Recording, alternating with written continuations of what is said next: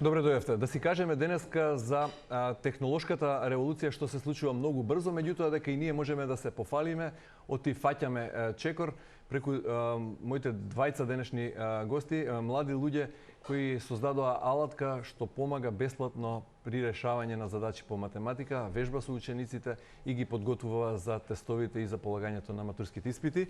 Дами и господа, ви ги представувам Петар Ниновски, директор на Брейнстер, и Ивица Пешовски, професор и дел од тимот креатори на така наречената апликација или алатка Умниверзум, тутор базиран на вештачка интелигенција кој решава задачи и помага при решавање на математичките задачи. Добре дојавте во студиото на Телма.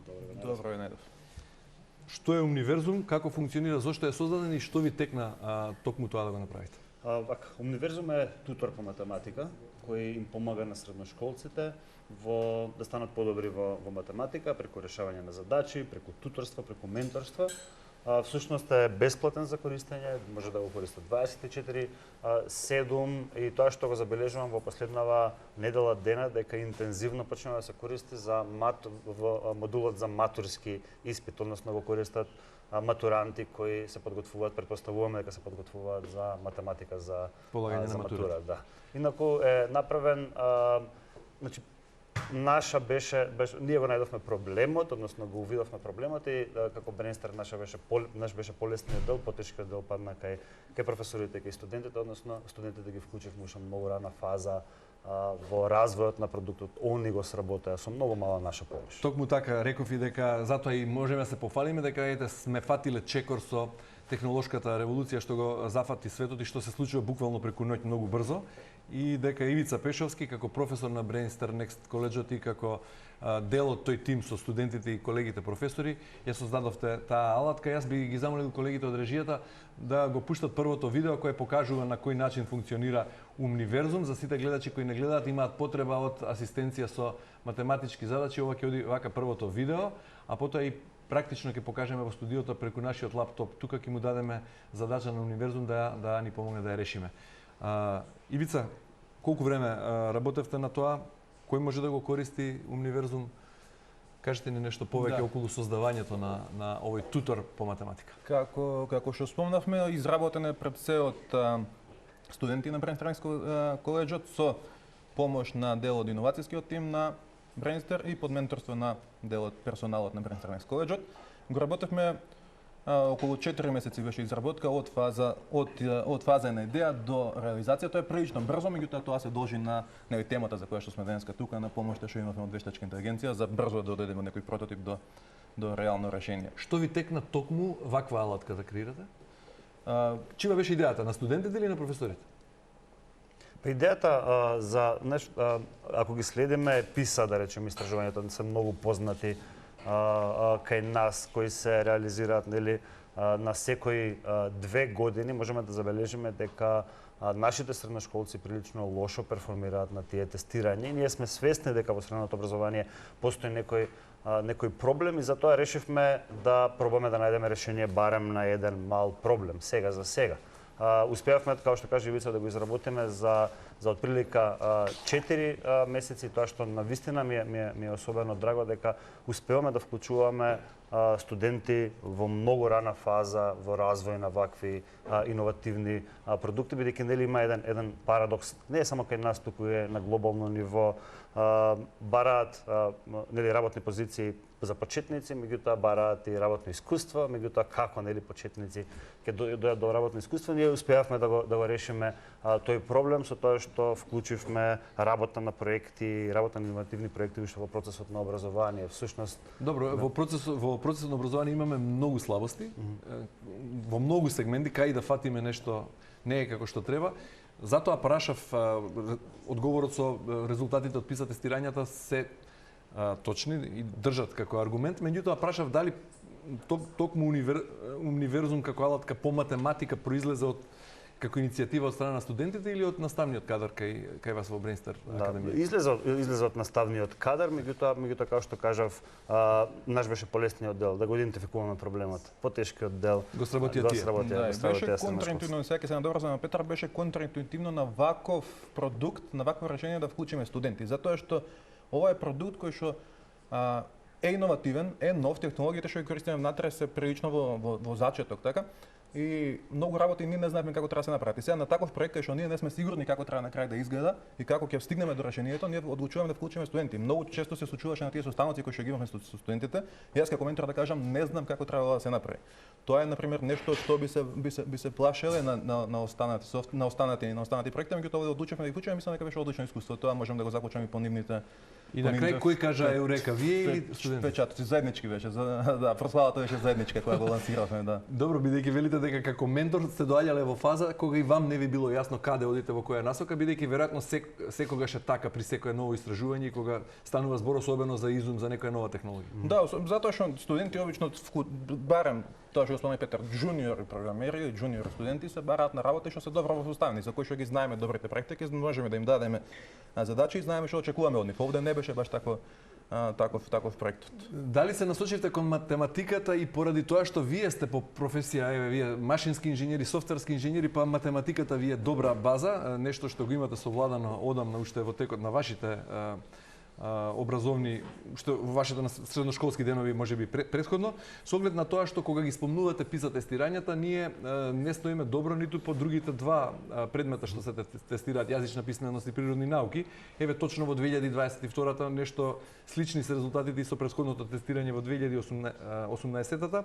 81 држава, рековте по математика сме на 61-то место, по јазична писменост, односно читање со разбирање, сме рангирани уште полошо, на 71-то место, а по природни науки на 68-то место. Сакам да речам, по природни науки и по јазична писменост прикажуваме и далеку полоши резултати отколку по математика, но вие универзум прво го креиравте по математика. Зошто не по природни науки да речеме или по јазична писменост? Дали една ваква алатка не би помогнала многу и кога станува збор за македонски јазик или природни науки? Апсолутно. Значи вака, една од одлуките зошто одлучивме да тргнеме, да започнеме со математика, бидејќи на нашиот факултет можевме да забележиме дека дел од студентите што имаат претходно одлични оценки по математика, не се доволно спремни по математика, па ние требаше дополнително да инвестираме време со нив и за да ги подготвуваме. Ова беше една од причините. Меѓутоа сега од тука натаму ние можеме да одлучиме и не би требало сами да одлучиме, би требало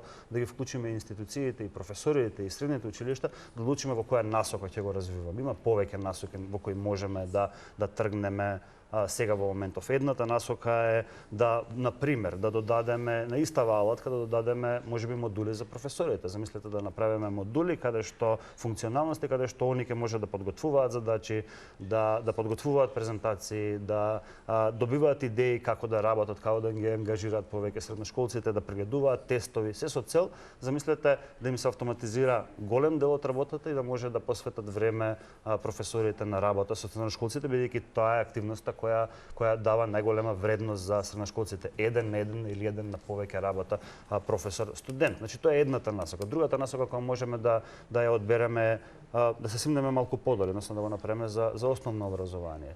Третата насока во која можеме да тргнеме за други предмети да почнеме да. Што и сега не го прави недостапен за основците да речеме. И сега можат основци од по големите оделенија да се обидат да си помогнат по математика или да си решат некоја задача. Апсолутно. Подобро би било ако го прилагодиме на програмите. Тоа што треба да го направиме многу малце прилагодување, но да ги земеме програмите за основците и да го полесната задача е. Да, сега е полесната задача. Зошто е бесплатен туторот по математика во време кога даваме многу пари за дополнителни часови по математика и кога знаењето чини пари? Вие креирате бесплатна алатка. Да, тоа трга од вештачката интелигенција како најжешка тема последниве години диктира ново темпо на она што се бара од работната сила, меѓутоа тоа се прелива во образованието, на она што се бара од самите студенти. Ги креираме, корисниците први ги креираат апетитите од тоа што очекуваат од компаниите, од индустријата, фирмите креираат апетити за тоа што очекуваат од вработените, така и професорите ги креираат апетитите на она што го очекуваат од студенти. А од друга страна пак не секој студент може да си дозволи приватен ментор. Ние знаеме дека добар дел од студентите, не само во средно, туку и на факултет, бараат за одредени теми и плаќаат приватни часови. Нема ништо лошо во тоа, меѓутоа ние одлучиме да понудиме бесплатно решение за сите да може да го искусат. Така Тоа само со пристап до до интернет конекција, нели, и до дигитален уред. Така и ќе остане, да. Добро, 100% точност и велите поради тоа и можеби најдобриот математички тутор во светот, бидејќи нуди 100% точност, нешто што е невозможно ако се користи како алатка ChatGPT или некоја друга алатка на вештачката интелигенција. Како успевате да постигнете 100% точност при решавањето на задачите? Да. Може ли практично да покажеме, бидејќи го имаме лаптопот тука, додека професорот Ивица објаснува, еве Петар може да ни покаже како конкретно функционира. Јас ќе ги замолам колегите од режијата да го покажат ова на големиот екран. Повелете, Ивица, објаснете како успевате 100%. Еве сега Петар ќе даде задача на универзум да видиме како тоа функционира. Да, 100% точност. Да го прашате ChatGPT, како една алатка што користи вештачката интелигенција, ќе постигне прилично голема точност, меѓутоа нема да биде тоа 100% на секоја задача. Ние на сите задачи што ги имаме во нашата база, што дополнително се надополнува на дневно ниво, ги решаваме со 4 модели. Тоа не е протоколот и тој ни е објавен на страната, него криеме која едукативна, која образовна институција и сакаме да го споделиме. Освен ChatGPT вклучувате уште уште 4 модели, го вклучуваме ChatGPT не е моделот, туку GPT 4.0, Sonnet го користиме, Gemini и Mistral.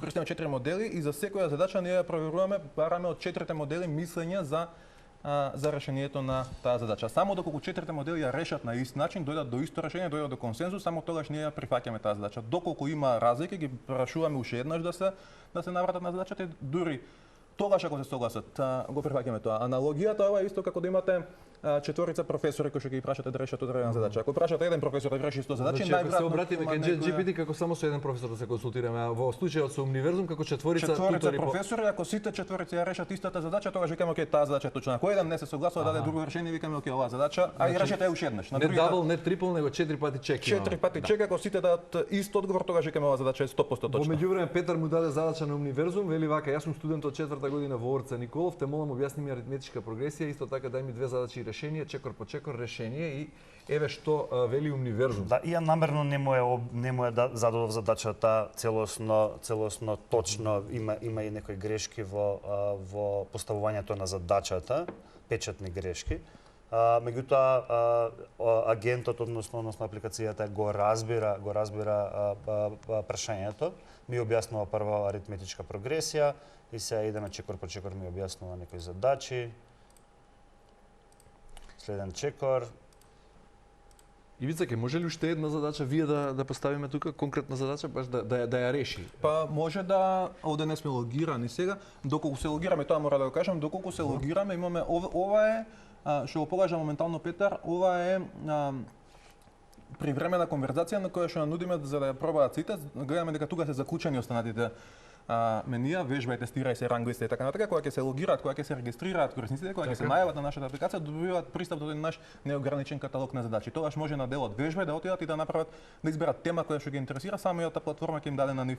И по тоа истиот профил си го користат на нив задача, го користат истиот профил, тој е геймификуван, ќе ви кажам повеќе и за тоа. Исто така може и да кога ќе се најават, може да сликаат задача од учебник, да ја прикачат на платформата, таа ќе им понуди решение. Може тоа да тестираме ако сакате да земеме од интернет некоја задача сликана? Да, треба да се логираме. Ако има време треба да се логираме, треба да се логираме. Затоа треба да се логираме. Добро, како реагираат учениците и каков е фидбекот? Какви се првите реакции по неколку месеци од како е лансирана оваа? Значи вака ние имаме 3 групи на луѓе кои треба да ги земеме предвид, тоа се средношколците, родителите и наставниците нормално. Средношколците нормално се најсрекни за решението. Вчера имавме еден настан, еден родител ми приједи ми кажа као на зафрканција беше, меѓутоа дека нема потреба сега да учи математика за да може да објасни на својот средношколец математика. Така да и родителите се доста срекни за ова решение, особено се срекни за тоа што е бесплатно тоа решение.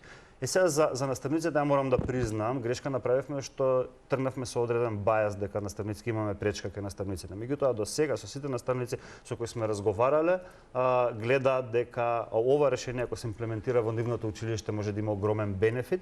И зашто имате предпоставка дека ќе реагираат наставниците? Па знаете зашто? Тоа е бајас, претпоставувам, кога започнува некоја нова технологија или кога има некој иновацијски циклус, има процент од луѓето кои нели не веднаш ја прифаќаат. скорост на... Да, не ја прифаќаат веднаш технологијата. Претпоставувам и за овој случај имаме такви и сега скептици, меѓутоа сега професорите, наставниците од средни училишта со кои сега ние соработуваме, многу сум им благодарен на нив, бидејќи сега за време на летото сакаме да по-интензивно да започнеме соработка, комуникација со наставниците со цел да дознаеме кои се проблемите со кои они се соочуваат, за да можеме да создадеме решение не по наша претпоставка што треба да создадеме, него со реална потреба, што е тоа што треба да направиме за нив, за да они станат уште поефективни во нивната работа. И за да можат следните генерации и актуелните генерации средношколци веројатно сосема со две раце да се потпрат на универзум како што треба. Апсолутно, и на универзум и на нивните професори, затоа што ќе им слободиме и дополнително ќе ги стручиме, ќе им слободиме време. Добро, прашавме студентите задоволни, родителите уште позадоволни, професорите за сега без лоши коментари, и тоест и тие стануваат ваши сојузници во проектот. Што е со креаторите на политики?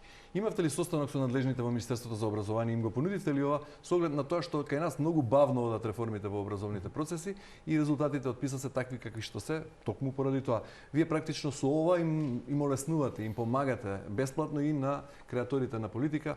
Што ви велат во Министерството за образование? Да, во моментов сме во комуникација со Министерството за образование. Морам да кажам дека имаме отворени врати таму, постои грижа од нивна страна како ќе биде тоа интегрирано нормално, меѓутоа сега за сега сме во отворена комуникација со нив и се надевам дека големиот ефект ќе се случи кога ќе можеме да го понудиме. Сега во моментот го користат 1000 средношколци. Оваа недела 1000 средношколци работат на универзум и се подобруваат во математика. Меѓутоа, замислете оваа алатка да стане составен дел од образовниот процес во средните училишта. Има шанси како да стане, работиме на тоа и навистина очекувам дека тоа ќе се случи. Замислете да можеме на 40.000, на 50.000 средношколци да ја понудиме оваа алатка секојдневно да може да ја користат. Имате увид во реално време колку се користи универзум?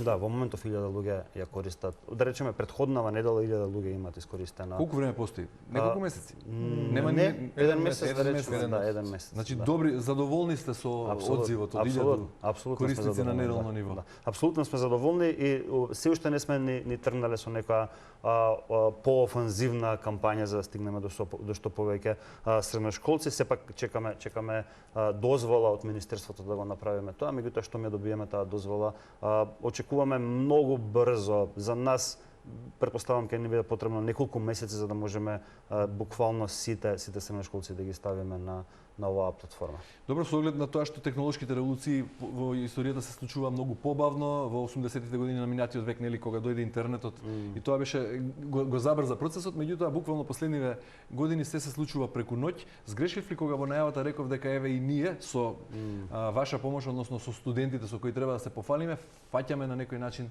чекор со модерниот свет кога станува збор за технолошката револуција?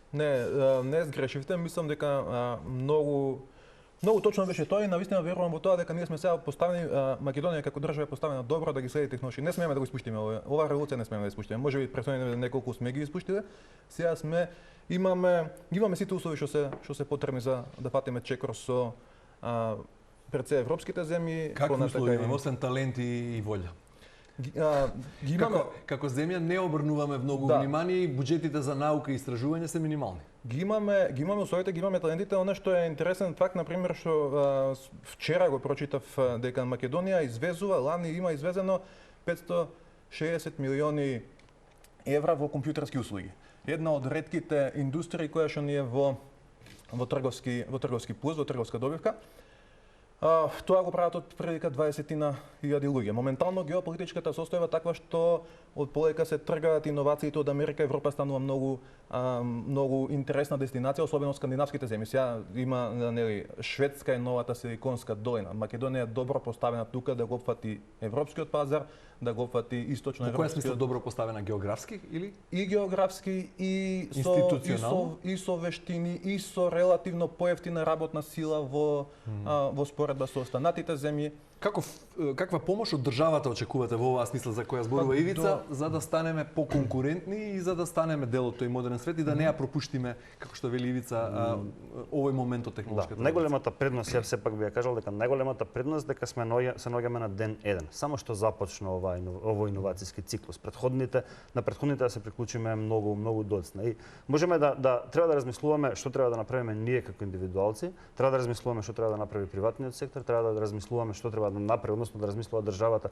што треба да направи за да направи стратегија и план како да не го пропуштиме овој иновацијски циклус. Ако земеме многу работи можеме на индивидуално ниво да направиме. Мораме да размислиме како ќе влијае вештачката интелигенција на нашите работни позиции, да размислиме кои работи треба дополнително да ги научиме, да направиме план, да почнеме да учиме, да почнеме ние да се позиционираме така стратешки за да можеме да ги видиме бенефитите на новата иновацијски циклус. И тоа се случува и со приватните компании, меѓутоа со државата. Според мене државата треба да направи, да ги поттикне, да го поттикне населението да почне да се образува во таа насока и да ги поттикне компаниите, приватниот сектор да почне да инвестира во вештачка интелигенција, да инвестира не само во делот на автоматизација на процеси, бидејќи тоа е првото што ќе се случи, меѓутоа и во делот на иновација, да создаваат нови производи, нови услуги. Веројатно прв чекор кон тоа би било одвојување на повеќе пари во буџетот за истражување и наука. Апсолутно, апсолутно. Да, и имаме во таа насока, например, сега имаме ново формирано Министерство за дигитално општество што